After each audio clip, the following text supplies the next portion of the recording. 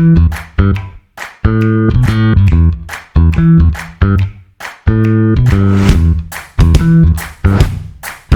listening to the Common Fan Podcast, a Husker football podcast for the common fan, by the common fan.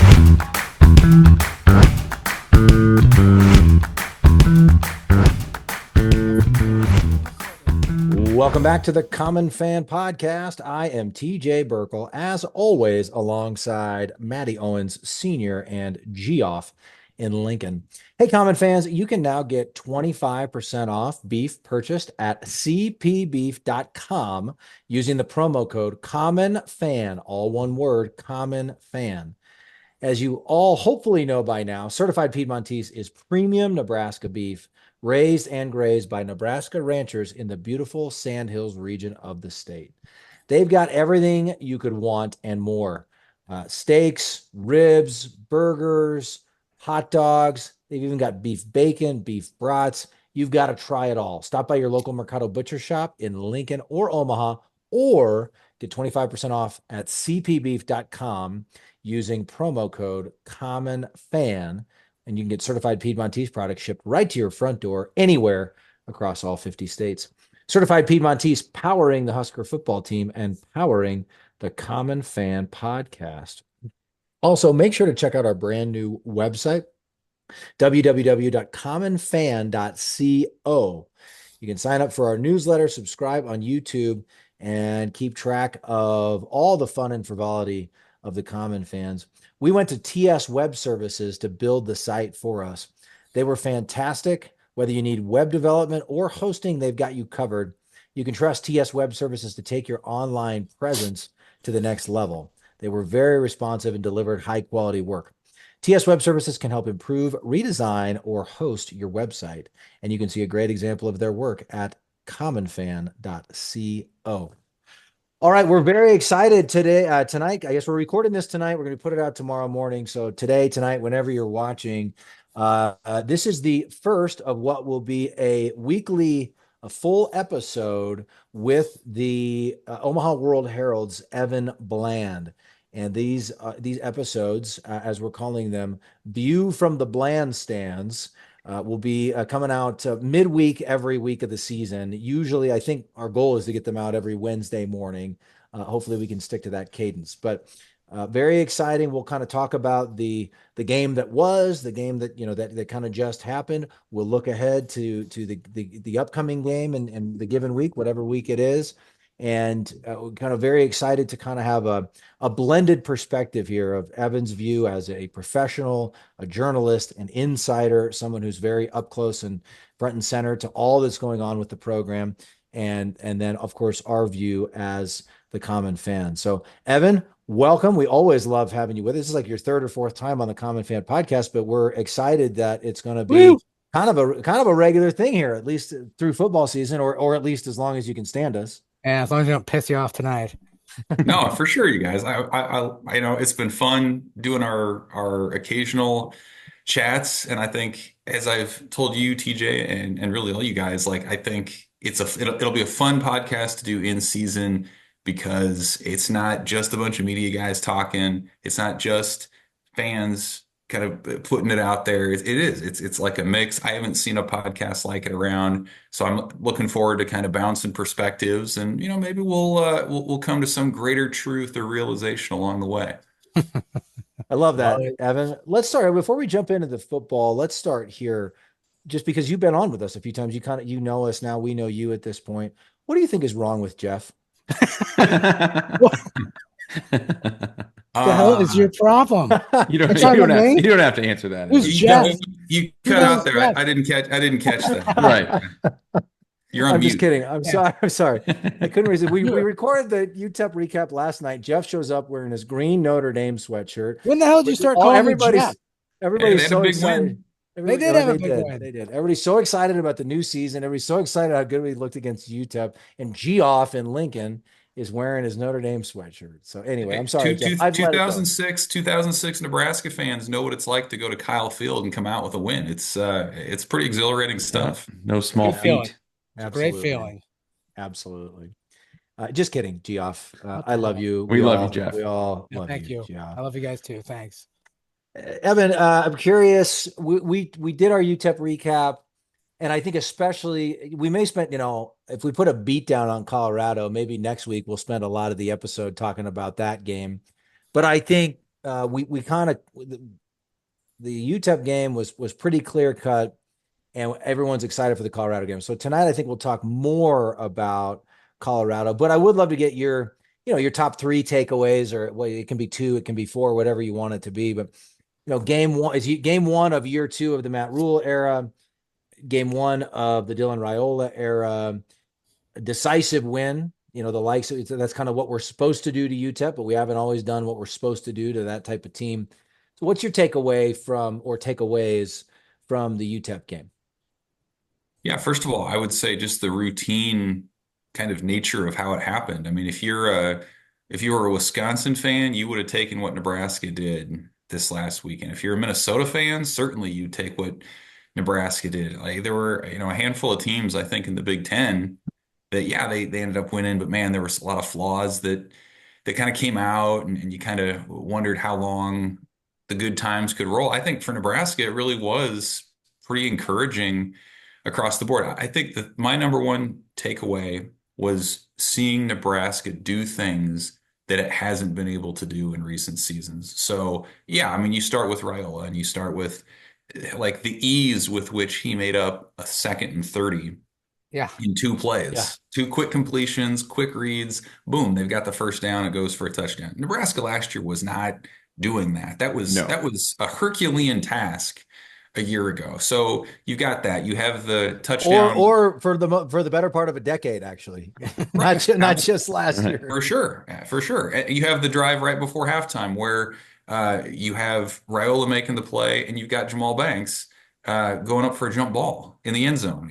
It's been a number of years since Nebraska's had that. You might have to go all the way back, in my mind, to Maurice Purify in the mid 2000s, yes. The guy who can just box somebody out basketball style and pull down a ball that's maybe better than 50-50. So like those are 2 things they haven't done. Nebraska didn't run Raiola one time. The quarterback run game outside of what Heinrich Haarberg brings as a changeup is out of the picture. You're not seeing option pitches, and this is a good thing, I think, for Nebraska and its ability to do that. And then I think punt returns too.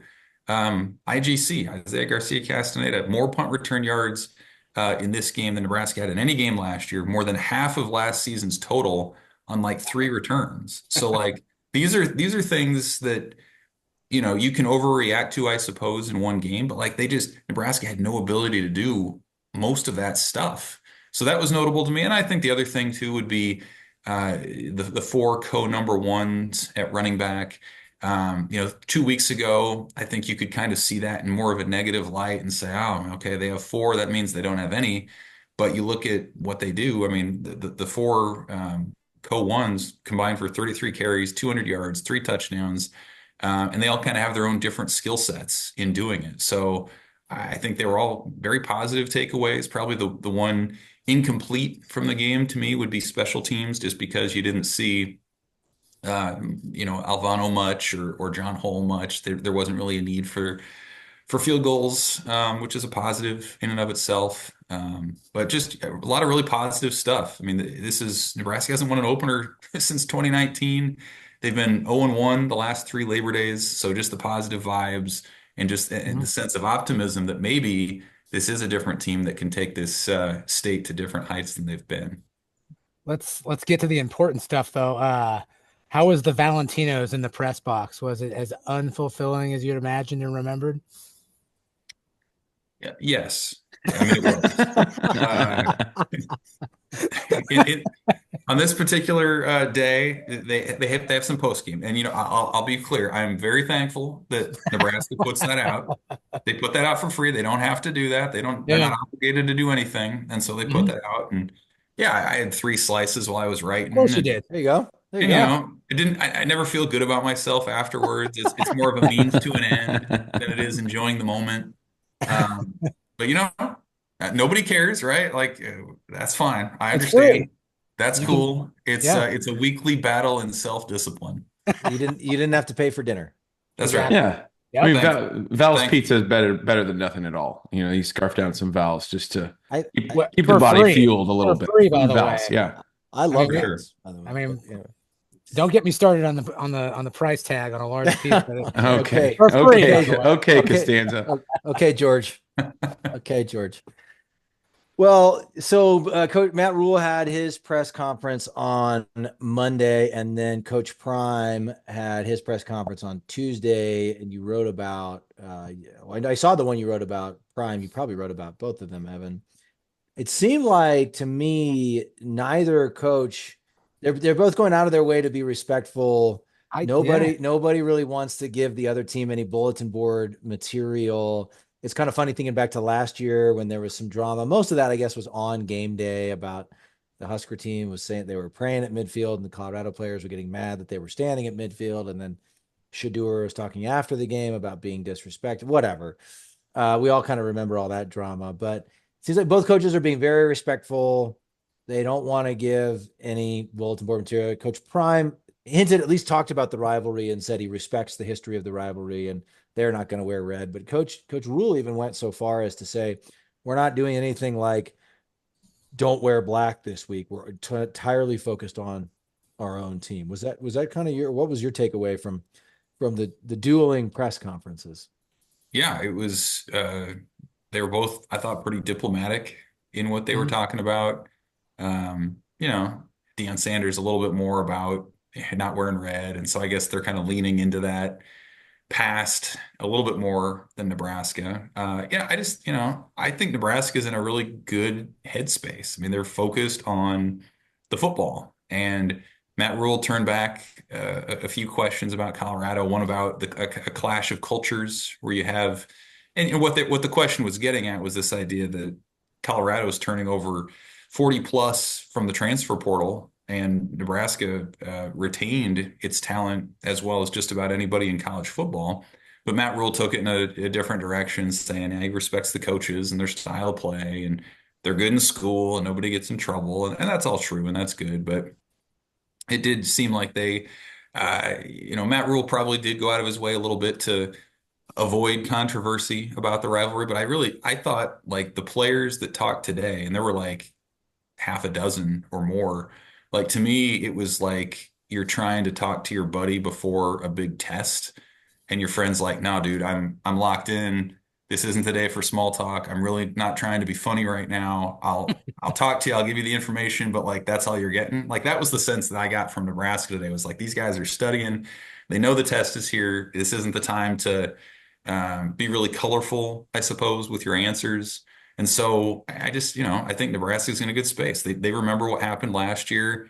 A lot of them got to play against Shedeur Sanders, and they saw what the Colorado defense was all about. It's like I don't think there are any surprises there. They just seem like they're in a good spot to play another game. I think they understand the stakes. They understand what this could mean to the state and for recruiting and all the rest. But right now they're just not caught up with it. And I think that's a byproduct of just the culture that they've set in place in the offseason. It's all about hard work. It's all about what you put into it. And so in that sense, it's just kind of another week for them. And there seems to be, Evan, I wouldn't call it, trash talking or anything prior to the game, but some of Nebraska's players kind of exuding, I would say like a, maybe not a cockiness, but a confidence. I mean, I saw something about Mekhi Bayer saying that he's going to run down there. It's going to take two guys to block him on kickoff. So, I mean, I think to me, that's more of a confidence. I don't know if that's really bulletin board material, but do you see kind of a, from last year to this year, do you see that most of the players are seeming a little bit more confident, maybe a little bit more prepared and sure in what they're doing? Yeah, I think so. Just because it's year two and guys know what the standards are. And a year ago, it was like, hey, what do we, what does a warm up look like? What does a game day operation look like? And you don't really know until you're kind of halfway through the year. And when you're learning it, it's the coaches who are telling you and setting the standards. And this year, it's those seniors. It's the guys with the single digit jerseys who are telling the younger guys. And so that kind of, builds it up from there. And like you look at, I'm struck by depth at most of the positions too, where, I mean, like on the defensive line, Nebraska could roll out three different fronts of totally different guys, and they probably feel pretty good about the production they would get. I think you could say that about receiver. I think you could say that about probably the secondary to go in, too deep in that regard. I think the offensive line has a number of guys that aren't out there. So like you can just kind of tell like it's seeping into the roster. It's not a handful of guys, it's most of the guys. And then, I mean, add to that just the fact that Nebraska played 107 guys in the opener. In a year, when that roster limits 105, that's going to be more guys than they'll be able to have the entire team. So like they're just in a really good space, I think, from that perspective too, already being able to be rewarded for the work they did in the offseason. There's I think a stronger sense certainly of what the offense wants to do than there was a year ago. And then the defense, man, I mean, it's just like you're talking about like 400 level classes at this point. I mean, most of those guys, every starter is a junior or a senior. So nobody's starting over. Everybody has a sense of what you're doing. And so you do feel like they're building on last year as opposed to resetting.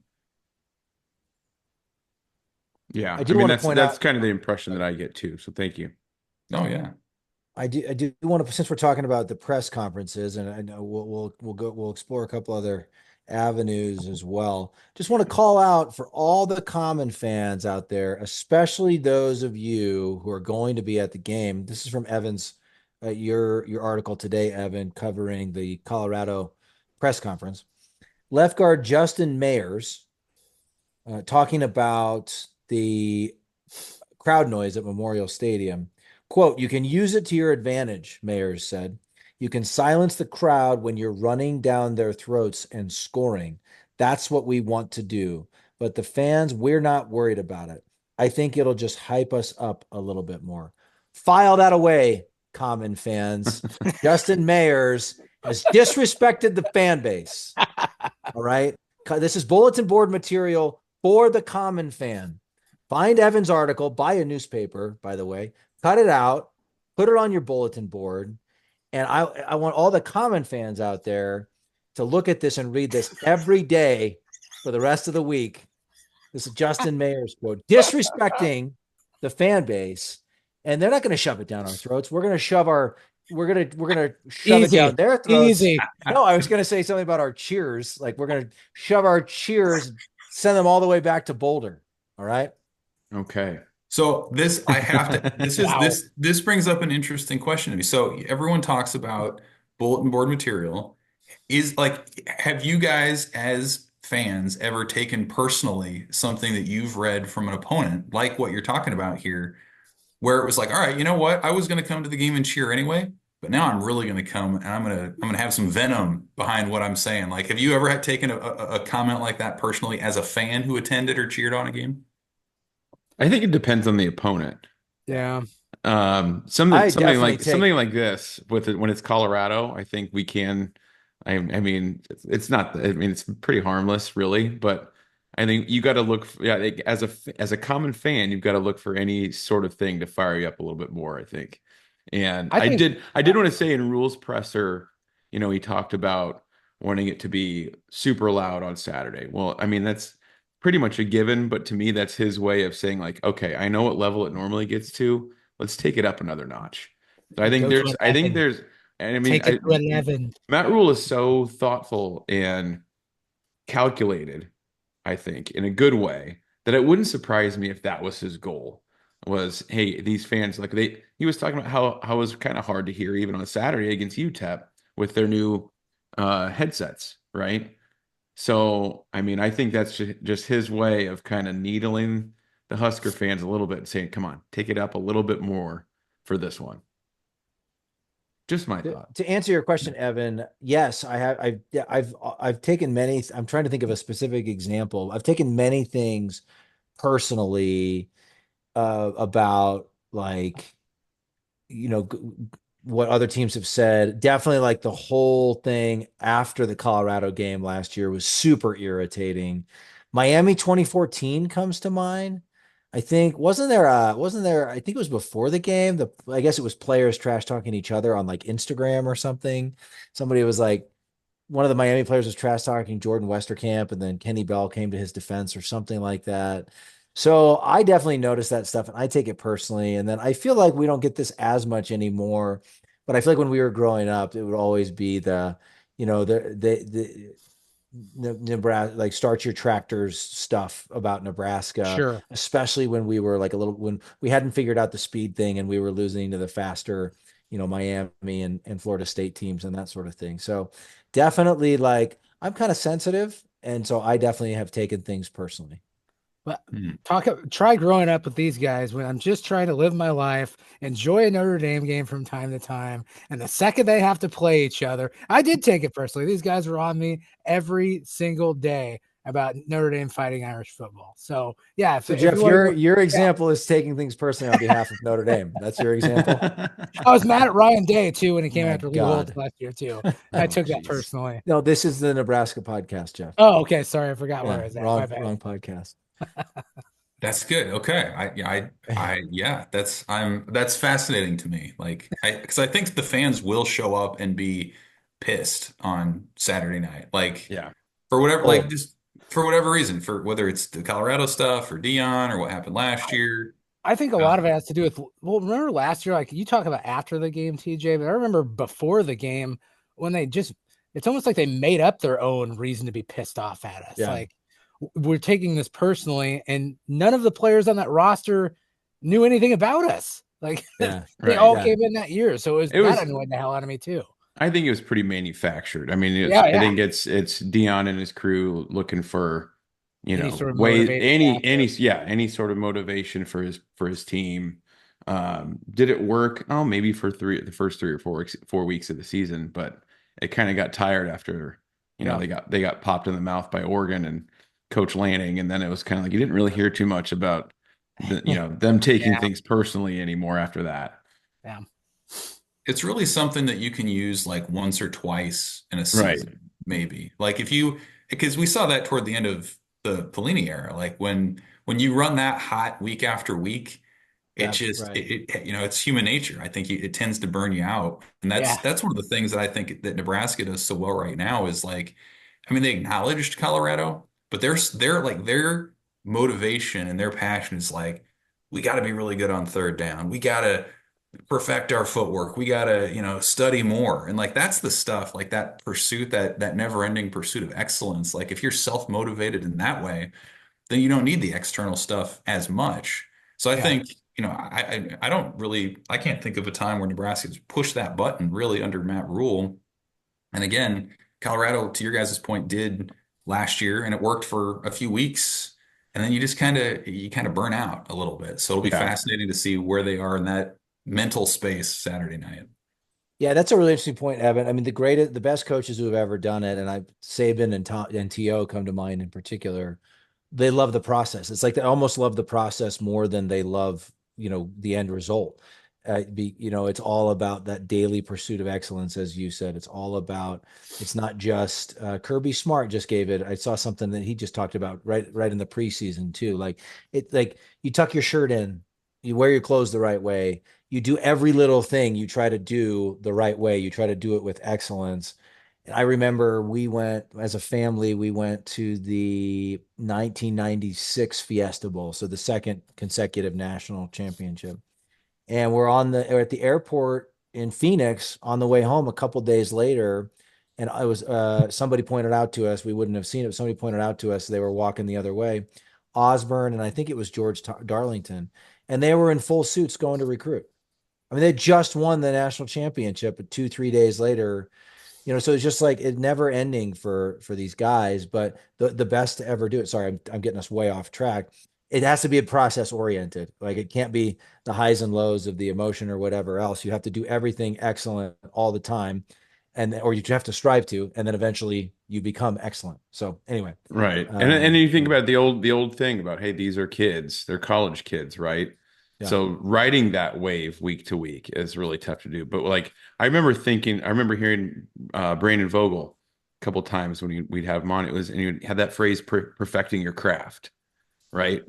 I think Nebraska is more about perfecting our craft and just being better football players. And you heard Coach Rhule say it's a really good opportunity for two football teams on Saturday, more than just, he acknowledged the rivalry like we talked about, but just an opportunity for two football teams. And for us, always talking about getting all these guys reps, right? Getting more reps and basically perfecting the craft. So different approaches. It's fascinating. That's a good point too, Matteo. It's fascinating. These are like the two programs are like two ships passing in the night, right? Or I think that's what Husker fans want to believe. I mean, Husker fans want to believe that, and I believe this is true of Nebraska, that we are a program with a foundation and it's built on, it's a solid foundation. It's built on rock or whatever.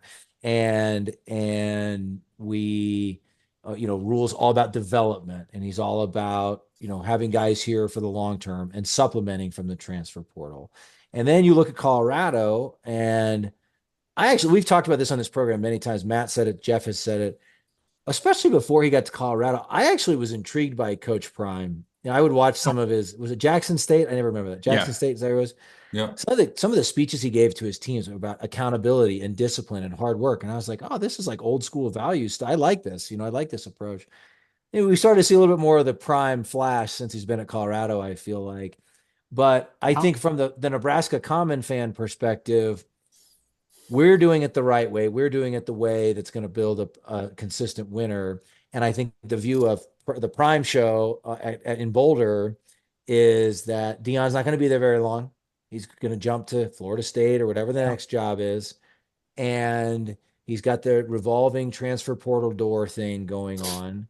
And if you look at least according to Twitter, Colorado fans seem to think that this is the new way of doing things, and he's ahead of the curve. And the transfer portal and NIL, this is just how you do it. I don't think that's been proven yet. Maybe it'll be proven this year or next year by Coach Prime, but it's not been proven yet. So it's just a really fascinating contrast and case study. I think that, Nebraska fans would say their foundation is built on sand. It's not sturdy. They're never, they're not going to get over the hump with this approach. I think we all hope that's true going into Saturday. Just an interesting contrast. I don't know if you have any thoughts on that, Evan. Yeah, I would say I have thought about this. I think that's one of the more interesting contrasts in this game is how the programs have approached it.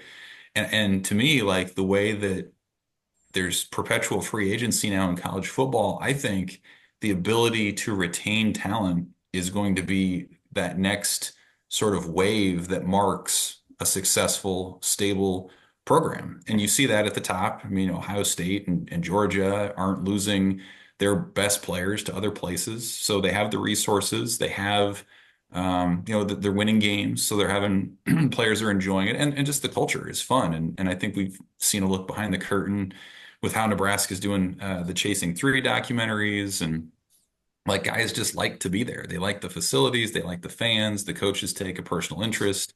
I think it's going to bear out as the years go on that these guys are getting better and getting chances to go to the NFL. So that's not to say you ignore the portal. You don't want to be Clemson in that regard or Iowa until recently. You want to pick your spots and supplement where you need to. And if something arises, be able to capitalize on that. But the basis of it is in college football and really all college sports in the transfer era, you got to find a way to get old and stay old. And the best way to do that with some degree of certainty and some degree of being able to plan ahead is building up your own guys and keeping them around. I think Nebraska, again, they did among the best jobs of that of anybody in college football this year. And that's one of the reasons why I think they're primed to take a big step forward. Yeah, absolutely. Dylan Raiola spoke today. Again, we're recording this on Tuesday. Just curious if any takeaways from that. I did know the only thing I saw from what he said was that his dad was kind of ribbing him about the fact that he never lost to Colorado. But he say anything else that jumped out to you?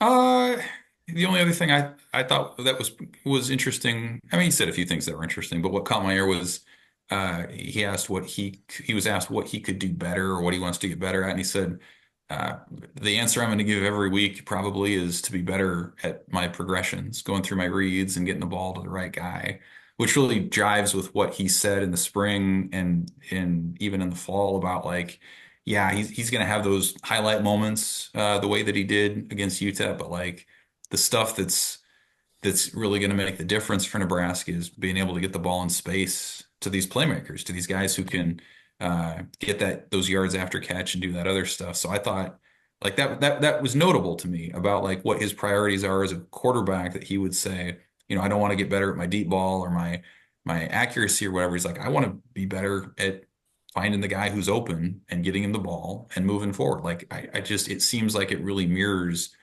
what Nebraska is all about and kind of the messaging that we've heard this week. Yeah, that's one thing. Go ahead, Jeff. Matt. Sorry. No, I was just going to say, like, the one thing looking back, like on UTEP, that was the one big unknown was, how are they going to react when they're in an actual real football game, real football environment? And we got that monkey off our back. We got that first win. We looked good. And so that's hopefully going to set us on an upward trajectory now. Give us some confidence. We got those butterflies out. But from a team standpoint, Colorado, like non-conference, biggest game for them, non-conference of the year. How important is this game, do you think, for the entire season? Like, we win this game, I feel like emotions are going to be sky high and the ceiling is going to be way up there. We don't win this game, is that going to be really, really, the wheels come off type of thing? Like, how important is this to our team as a whole to come away with a W here? Can I hear your guys' answers as guys who are watching on TV and in the crowd? I have some thoughts, but I'd love to hear what this game means to you guys. For me personally, big games like this, I guess it kind of changes because of the scope of the playoff now. You can afford a loss here and there and still make it in. But like pre-12 team playoff, a loss like this, I felt like for a fan, I'm like, the season's over. We're not going to make the playoff now.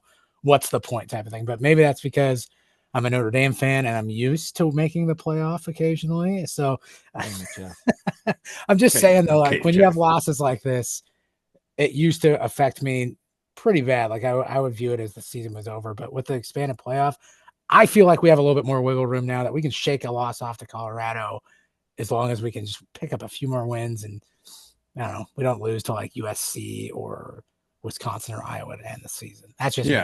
I think it's an important game, but I would rank it like 7th or 8th on the season, just because we've got so many tough conference opponents, and in my opinion, more important to do well in Big Ten play than beat Colorado and have it be the other way around. We don't do well in Big Ten play. Now, having said that, I think this game is extremely important to our fan base.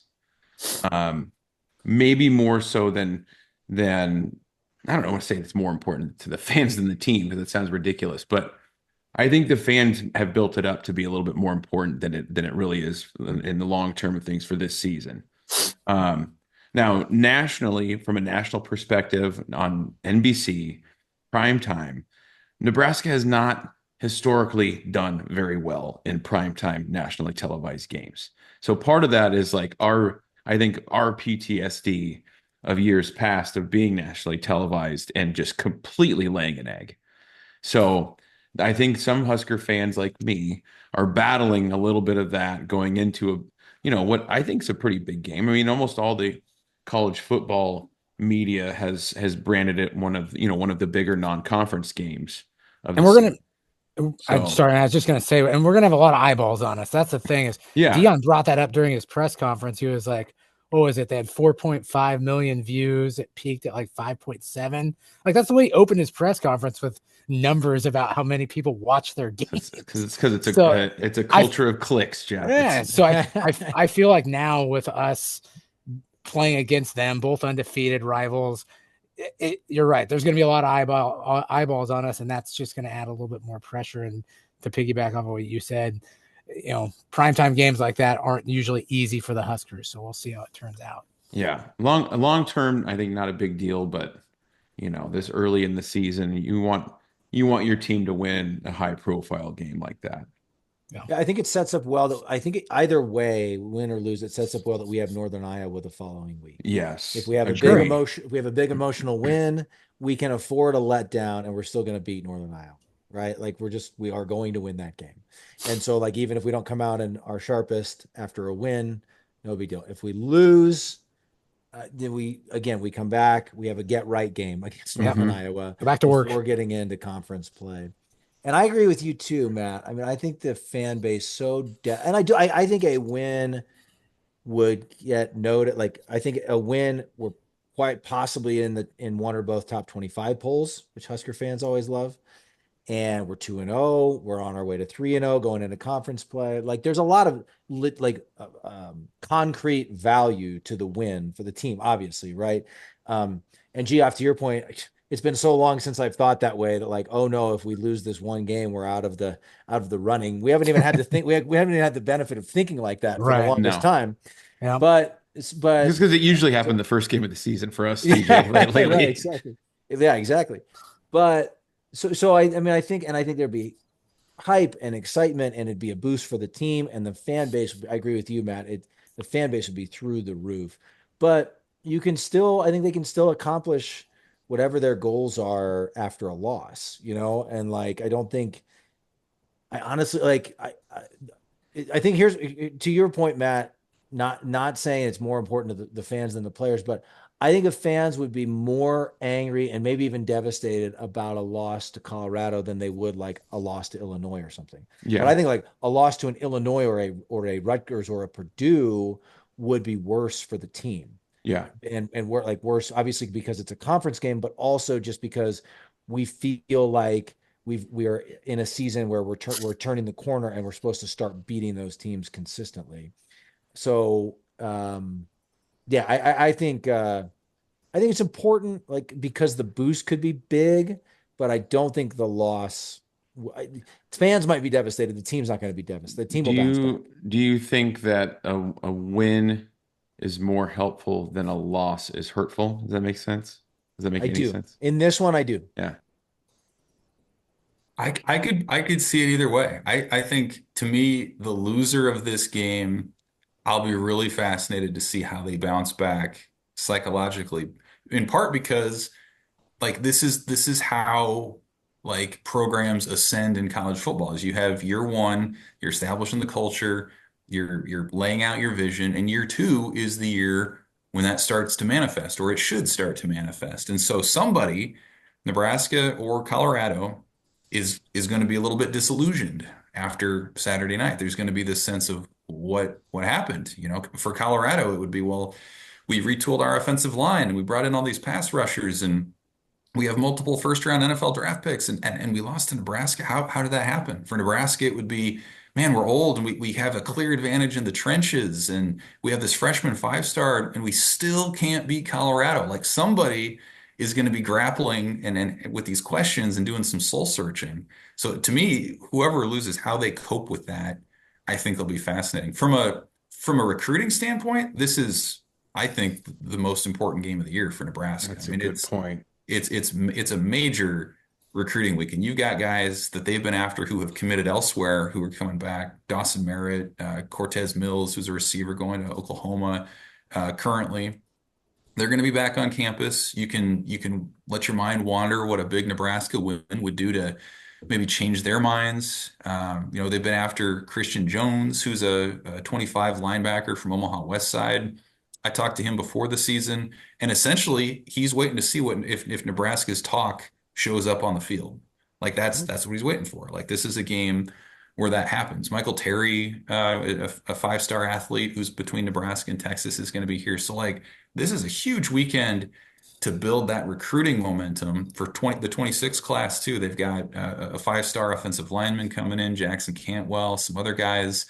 And so some of it reminds me a little bit of 2019, guys. And I know nobody wants to talk about 2019 Nebraska, Colorado, but they had the huge lead. They had 17-point lead in that game, did Nebraska, and they blow it and they lose in overtime. And you could just tell all the momentum just went out of the sails of that team. And this has a similar vibe. It's a year two game where you have the vision. It feels like you've put in the work.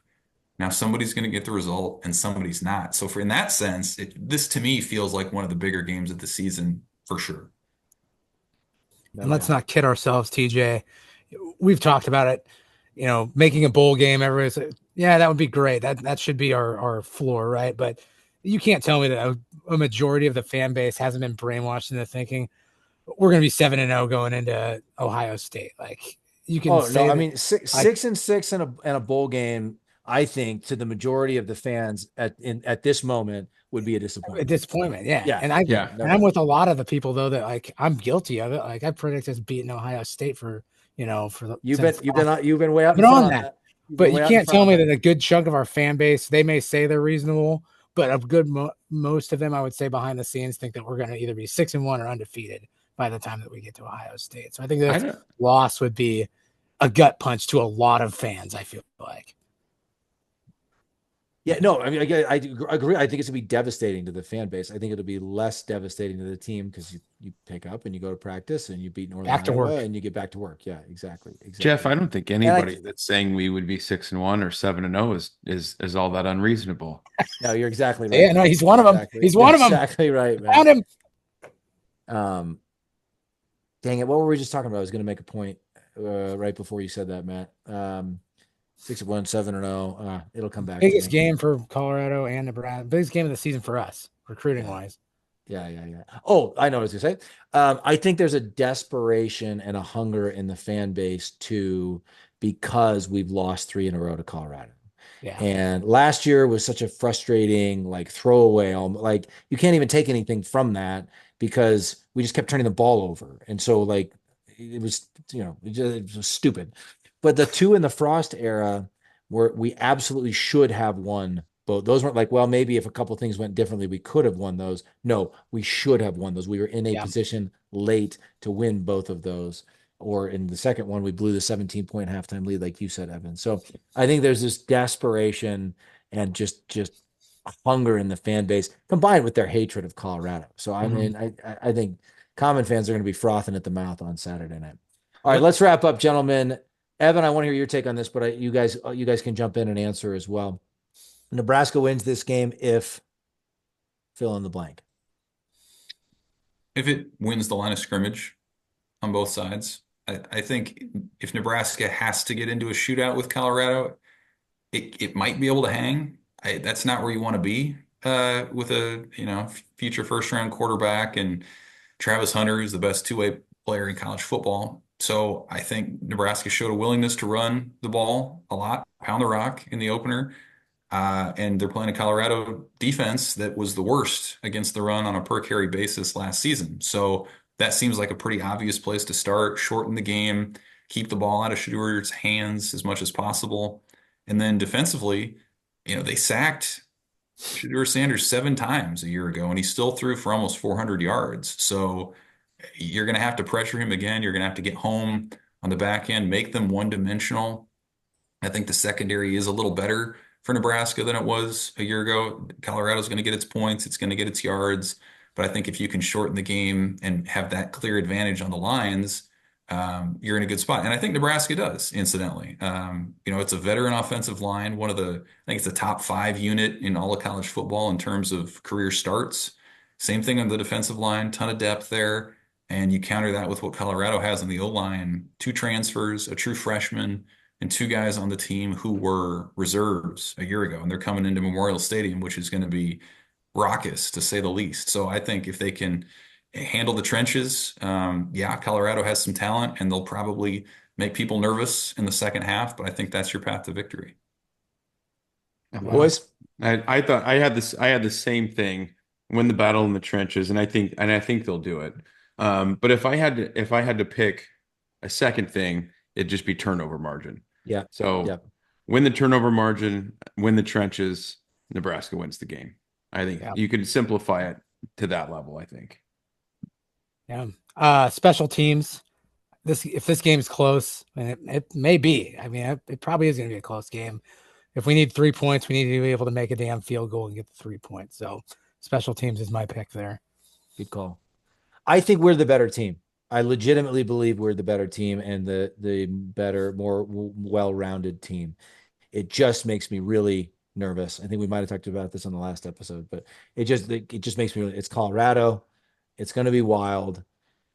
And they do have some great athletes and playmakers who are going to play in the NFL. And so those types of players can be equalizers, even if you are a better coach team or a more talented team or whatever. And then similar to, I've definitely made this point, I think, on one of our episodes, but similar to like last year, we're getting them in game 2.